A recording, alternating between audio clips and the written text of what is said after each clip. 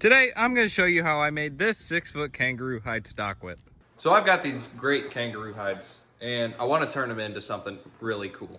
Now, for these, I'm thinking of doing a stock whip. I'm going to use this one for the belly, and I'm going to use this one for the overlay.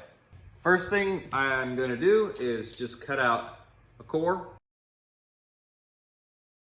Next up, we're just going to dunk this in some warm water. Pretty easy, just put it on the hook and pull.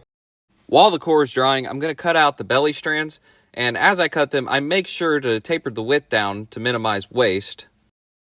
Here's the first belly cut out. We are going to stretch it. Doing this allows you to pull all the slack out of the stretchy part of the strand. The sides are the stretchiest part of the hide, so that's where you're going to find most of the give. So it's the next day, and the strands are dry. Now it's ready to be prepped. When you stretch everything, it makes the strands uneven in width. So you just want to go through with a knife after everything's dry and just even things up.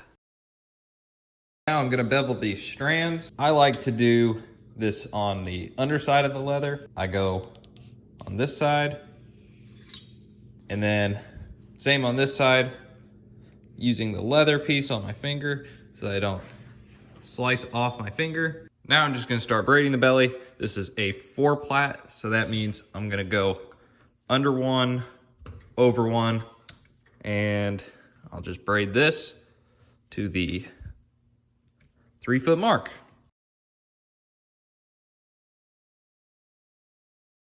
Okay, I've hit the 3-foot mark. I've already bound it off, and I'm just going to cut the excess. This is permanent. This binding here is permanent. Some people might say that it'll cause kinks in the braiding, but I've never noticed it. And then you roll it. This part's pretty important because it evens out the braiding tension. Now I got these strands cut out. This is the overlay. They have been stretched. Now they just have to dry. I'm starting off this overlay with a diamond plait braid for 3 inches. And then I'm going to switch to traditional herringbone all the way down until the fall hitch. Once I get to the hitch, I have 6 strands left, so I'm going to tie those off, set the fall, and then cut off the excess strands. For this handle, I wanted to braid something fancier, so I went with a 2-tone color scheme and 16 strands. I've got all the strands prepped, and I'm going to put them on the handle and braid something fancy into it. So I started off with some diamond plait, then some stair steps, and then whatever that thing is. Here's how the handle turned out. I really like the 16 plait on this.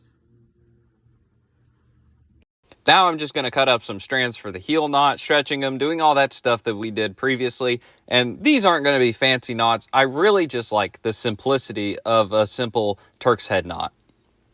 These transition knots are for decoration. They're not functional, but the heel knot is functional. If you hold the whip by the heel knot, it gives you more leverage when cracking, therefore making it easier to crack. Now it's time to attach the thong to the handle. This step is pretty easy. All you do is you take the thong and you slide it over the handle and you run the fall hitch through the handle keeper, and then you just pull everything tight and it'll set together. And that's how I made this kangaroo hide stock whip.